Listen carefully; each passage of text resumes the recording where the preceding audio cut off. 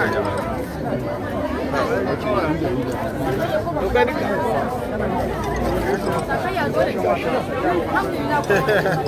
are overexcited.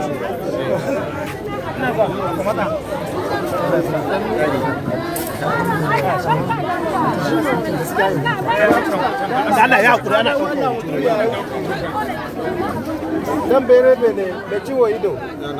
Ina na da rai ko? Ya dawo. To mu gode Are you okay? Tell me how you feel. How you feel? I'm actually overwhelmed by the reception from friends and family. And I'm happy to get my freedom after 120 days in captivity. We are going to Ayaguri Zamuji. Ayaguri Tango Ana Dona Kotone. Tango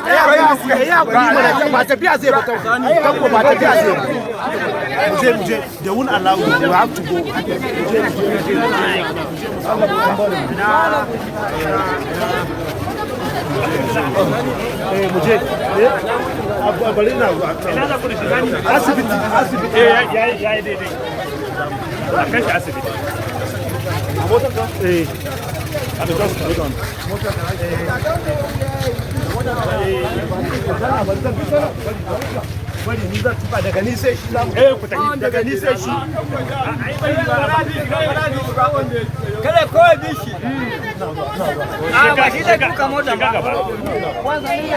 You know, if someone is in captivity for almost 4 months, one will lose his head, and we are distressed there and stressed up due to our long stay.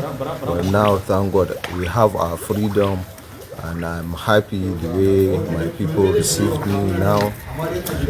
Thank God, I've regained my freedom again. Did the government play any role in your release? No, not at all. Not at all. Initially, on Friday, members of our family wanted to facilitate our release, but the government aborted that effort. And we feel that being Nigerian citizens, the government has a responsibility to protect our life and property. And in that respect, they have woefully failed. Now we still have some of your colleagues still remaining in the forest. Yes. What are your concerns about their safety? They are in a dangerous situation now. Anything can happen, and I'm calling, on that video, I'm calling on international community to come to their aid or rescue, because the federal government, it seems that they are not ready to secure their release. I'm happy actually for having my brother back, but the irony is the remaining passengers is really terrible for us to remember those that are left behind. We hope they too will be back soon. Right now he's on hospital. We're taking him to hospital. He's dehydrated and a lot of health issues, which I think the doctors will only confirm. He needs to go through tests and other things. And we thank the good people of Nigeria, more especially the media people, whom you have been to our help from beginning up to now. And we hope you continue to render this humanitarian support to us. I think it's now beyond the government. We are calling on international communities, the Amnesty, all United Nations and Red Cross and the rest, to please come to the aid of the remaining victims. They are in terrible and dangerous stage now. Please, I spoke to my brother. In fact, the first question I asked him is about the remaining victims, and he categorically told me they are in dangerous situation. You can imagine the word danger.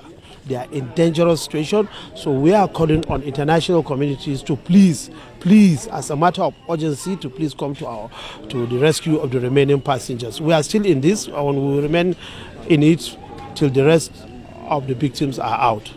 So, but I'm overjoyed today. I'm happy. 2 days ago, when I saw that clip almost all of us were calling our friends, family, friends. Almost everybody was just shedding tears. You know, when you pick Hassan's picture and compare it to that picture, almost everybody was just unfortunate. But we are happy that he's back. We hope, in fact, he's in the hospital now, but we hope he will get better. He will come back to his normal self.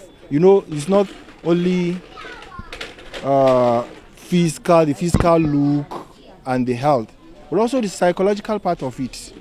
You know, something you've never been through since we were born, you know. But like I said, we are still praying and praying and praying for the government to do something tangible about this banditry, terrorism, and kidnapping. We cannot be saying it's just prayer every day. Yeah, we need to pray. It's good to pray. But also we need to act. Where are our security agencies? What are they doing about these things? We are not saying they should come out to tell us all the things they are doing about it. But if you are doing something about anything and it's taking you a year, 2, 3, 4 years, we should see results.